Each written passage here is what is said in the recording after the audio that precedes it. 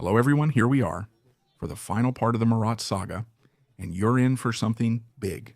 And that's especially because I have the pleasure of being joined by Quentin from the channel Sur le Champ, a member of the Hérodote label. But what could he possibly talk to you about? Which battle deserves so much attention? The answer in a few minutes. You'll also learn about France's major role in key events in Marat's history. If you're just joining, I highly recommend watching the previous 2 mini-documentaries to understand what's next. The links are in the description, and the link to the previous episode appears at the top right. So let's pick up the thread of all this.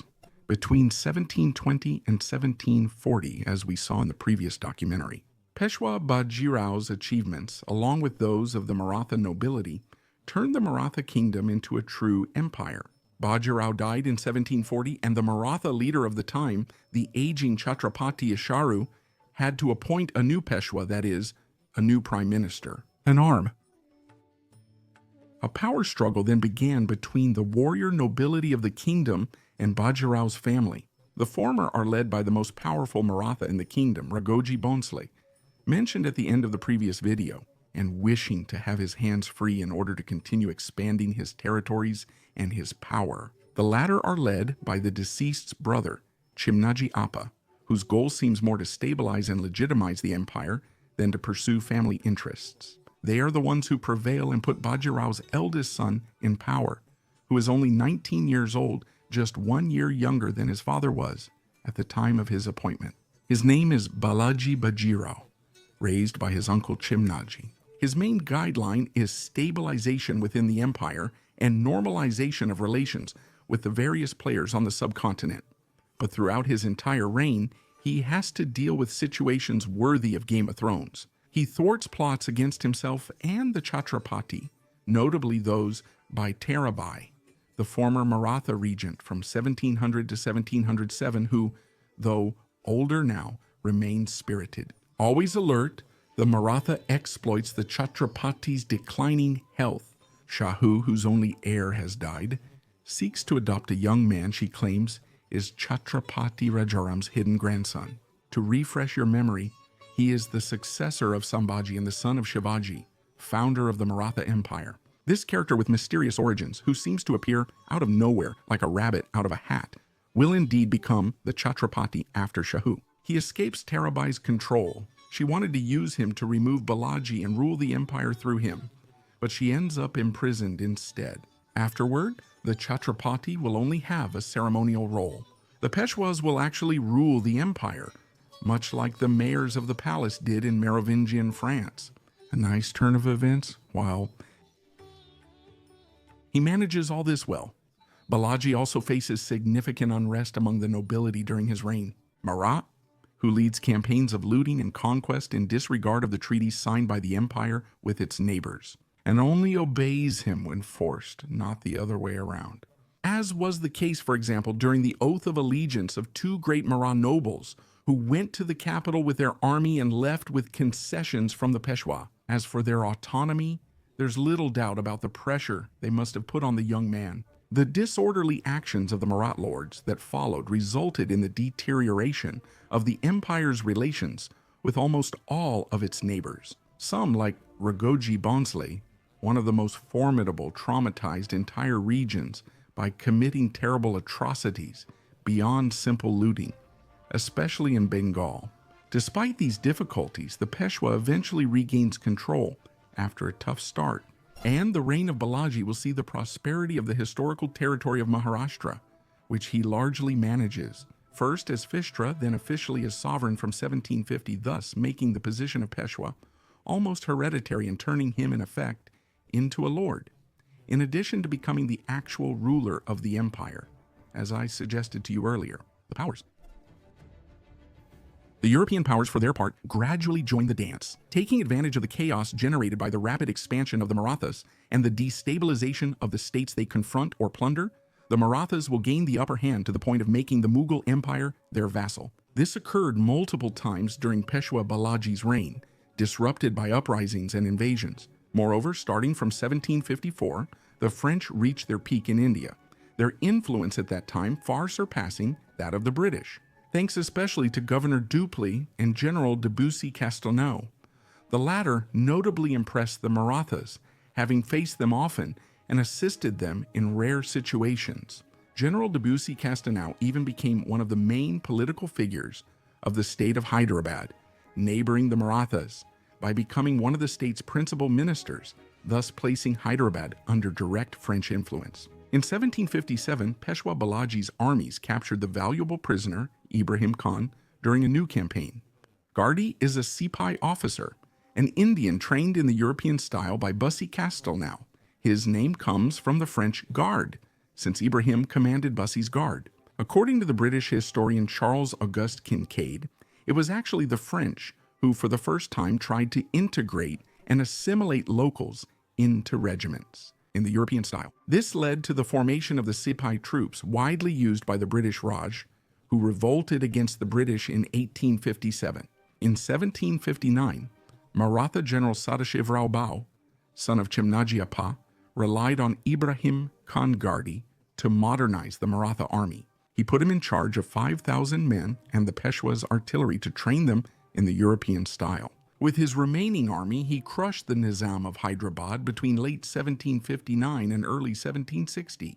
It was at this moment that the Maratha Empire reached its peak, stretching from the banks of the Indus to the Bay of Bengal, from Delhi to Thanjavur in Tamil Nadu. But, as I suggested, the Marathas didn't just make friends in the process, quite the opposite. They developed the bad habit of plundering or extorting anything that moves and isn't Maratha, Hindus included, as well as openly mocking allied princes and vassals, especially the Rajputs, whom they despise because of their long submission to the Mughals, which, let's remember, was mostly forced and sometimes extremely humiliating. So, unsurprisingly, this is not the best way to secure their unwavering support. This is the whole ambivalence of Balaji's reign. The empire reaches its peak, thriving socially and economically in Maratha territory and growing in size and military strength.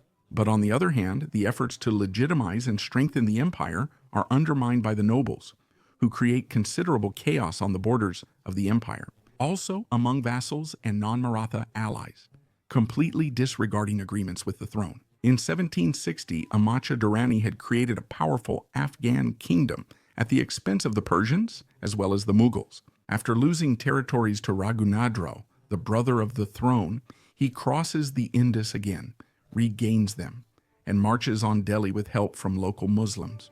He takes Delhi in the process and easily routs the Marathas present in the region. Alarmed by this rapid advance, the throne Balaji sends his army led by his cousin Sadashivrao Bhau, nicknamed Bao or the Baal for us French. Buoyed by his recent victory over the Nizam of Hyderabad, the Ba marches toward Delhi with an unusually large army for the Marathas, who are known for their swift forces. This army, richly adorned from past plundering, is joined by ceremonial elephants, soldiers' families, and now troops. Ibrahim Khan Gardi has nearly doubled his artillery since his last campaign, now totaling 9,000 excluding the artillery itself. At Peshwa Balaji's request, other Maratha lords and allied Hindu groups join him, while the Afghans form a coalition with regional Muslim princes, including some of their own vassals. Or at peace with the Marathas retake Delhi, but their greed permanently turns the Jats and the Rajputs against them, which two northern Indian groups looted and ransacked Delhi's throne room, a symbolic act for the region's peoples, including Hindus. This ransacking actually had only minor economic interest, but it caused major political damage. It will cause the Jat and Rajput coalition, already unfriendly toward the Marathas, to leave entirely. But this hardly worries Bhau, who is preparing to face the Afghan coalition after the rainy season. In this part of India, from late 1760 to early 1761, I'll hand it over to a specialist in this kind of subject, Quentin, from the channel Sur le Champ, and a member of the Herodot label, so he can shed some light on what's coming next. After the capture of Delhi, the Marathas showed a certain eagerness and pushed their advantage further north. This worked well for them as they eventually took the fortress of Kunjapara. This move is not really in line with the usual strategies of the Marathas. They tend to favor indirect warfare, particularly using their well-known Ganami cover. Of course, we don't want to drag out the analysis of this battle. However, we must admit it provides lessons that Europeans can only fully grasp by considering certain cultural elements. If I may, I'll briefly compare both sides' attitudes and military history. On the Maratha side, the army is undergoing a complete transformation, with results that are more than questionable, since the king of traditional warfare doesn't combine well with the ambitions of their great commanders of the time, like Ibrahim Khan Gandhi or Sadashivrao Baho. Indeed, they were fascinated by European-style warfare, which they had witnessed during the clashes between the English and the French during the 7 Years' War, which was still raging in India at the time. The Marathas sought to create a trained professional line infantry capable of fighting pitched battles, as well as a heavy and massive artillery. Modernization happened through the Frenchman Marquis de Bussy-Castelnau. However, transforming an army's art of war doesn't happen overnight. And in our case, we end up with line infantry and heavy artillery alongside an army. The Maratha, more traditional, excel at Ganamikava, a tactical strategic doctrine already defined here. It uses attrition warfare, small mobile conflicts, and sporadic battles when advantageous. Beyond the very classic pattern of guerrilla warfare, the Ganamikava takes the art of small war to a much higher level, by managing, despite its decentralization, to maintain a fairly large number of men in its operations. It is an art of war rooted in patience, terrain knowledge, opportunism, and mobility. Employment.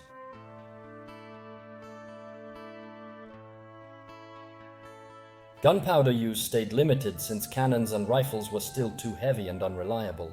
The army consists of 9,000 line infantry, 200 heavy cannons, and 40,000 mostly irregular cavalry. There were indeed elephants present, but their use was so marginal that we won't be focusing on them here.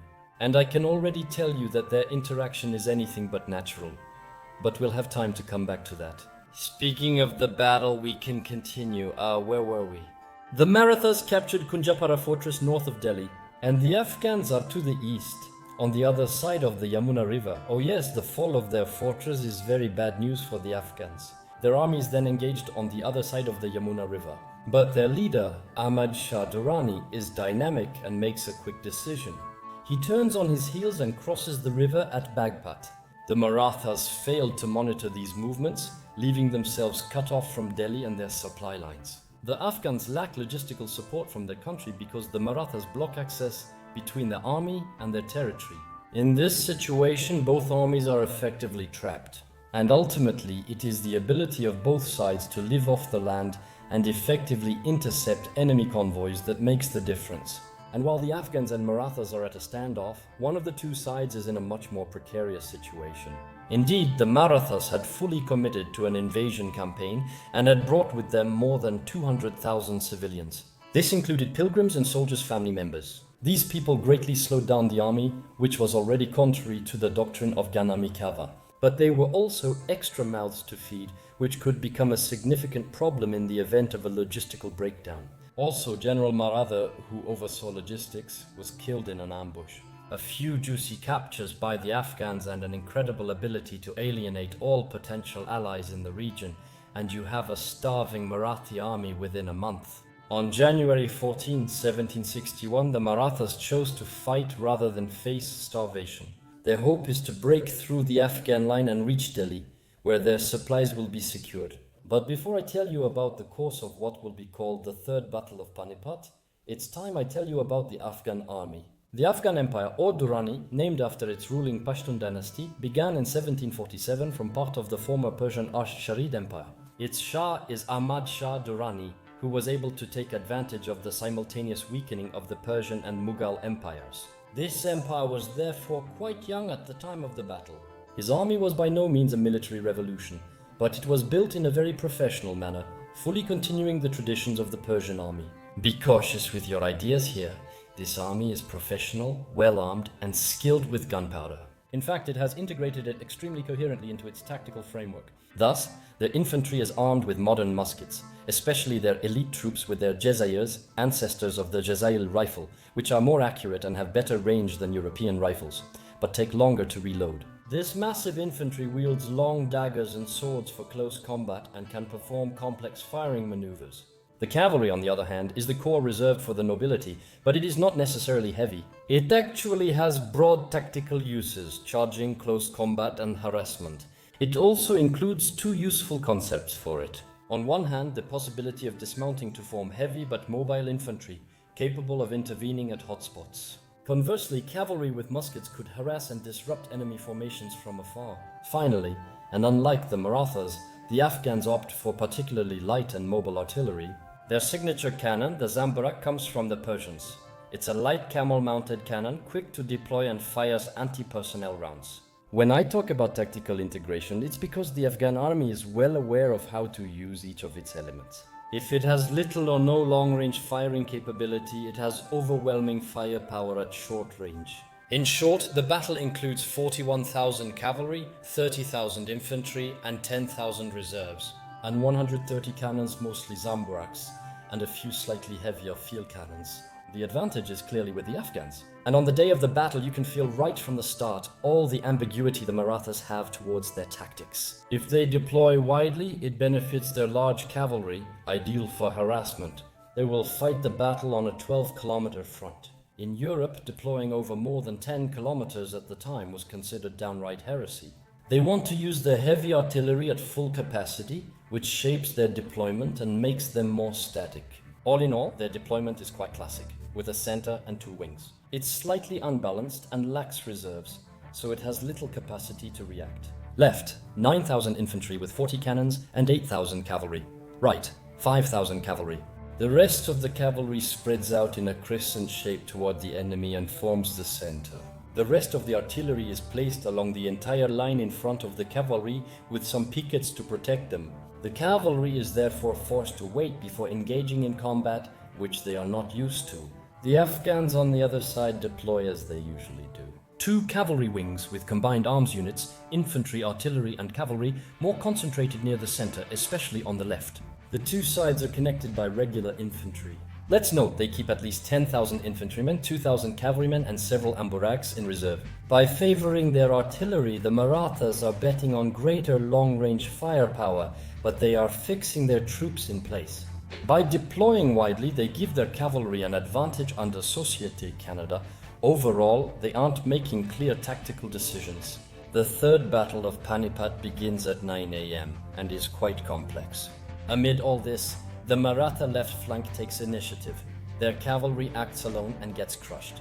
The infantry, on the other hand, launches a European-style assault, while the supporting heavy cannons seem to have some effectiveness. However, the Afghans recover largely due to their superior rifles. Contrary to popular belief, Afghan rifles were better than those given to others. In fact, their real strength lay in their fire doctrines. For example, in their tactics or in greater maneuverability and very high discipline. But here the Marathas don't have the necessary experience. In the long run, Afghans have an advantage, as their light cannons provide extra close combat support. Around noon, the Maratha left flank begins to be surrounded. Without its supporting cavalry, it grows increasingly isolated. Bao then decides to launch a massive cavalry charge on the ground. The fighting is fierce, but Durrani's troops falter and a gap appears in their center. This charge is a clear Maratha success that opens the door to victory, but it has three drawbacks. General Ban has lost control of the battle, as he and all his troops are fighting the enemy center. Moreover, his artillery is forced to remain silent because there are allied troops in contact with the Afghans. The latter still have a reserve, since Abd Ali Khan Durrani stayed back. He notices the gap in his center and keeps his army informed as he leads his reserve into battle. The arrival of fresh troops is decisive. The center regains strength against the Marathas, who are at the end of their momentum. Meanwhile, the Afghan left flanks the Maratha formation. Their infantry on the left is crushed after being surrounded, and the Afghan right, now freed, comes to finish the fight against the center. The Marathas suffer a total rout, their center surrounded and massacred with leader Bao. The rest of the army is in tatters. In the end, although the battle was tough, the Afghans adapted to their opponent's moves and key moments. Although the Maratha artillery managed to cause damage at first, it remained inactive for too long and at crucial moments. There were 40,000 dead, 10,000 missing, and 30,000 Maratha losses for the Afghans. The Marathas would manage to recover from it fairly quickly. From a military point of view, this defeat marks the end of their expansion to the north. There you go. Thank you, Quentin, for sharing your valuable insights on this crucial battle. The Maratha defeat is like an earthquake in India, and its shock will impact the empire for a long time. Just a quarter of Maratha fighters and civilians survive. The rest are killed in the chaos or captured by the Afghans.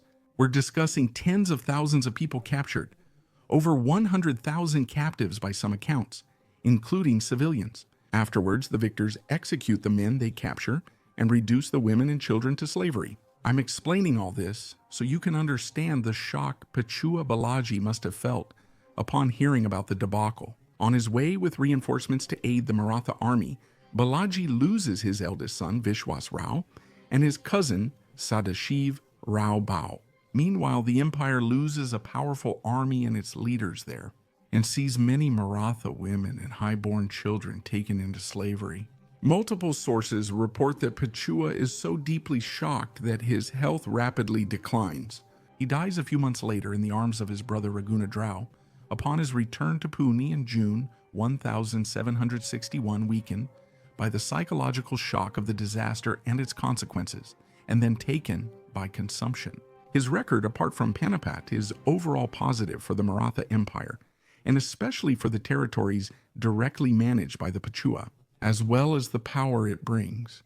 However, this is less clear for territories outside the empire. Having suffered a lot of harassment from Maratha nobles, although this was not directly his doing but rather due to his inability to control the nobles, the death of the Peshwa and the disaster of Panipat will result in a period of great instability. And in a way, this is the beginning of the end for the Marathas.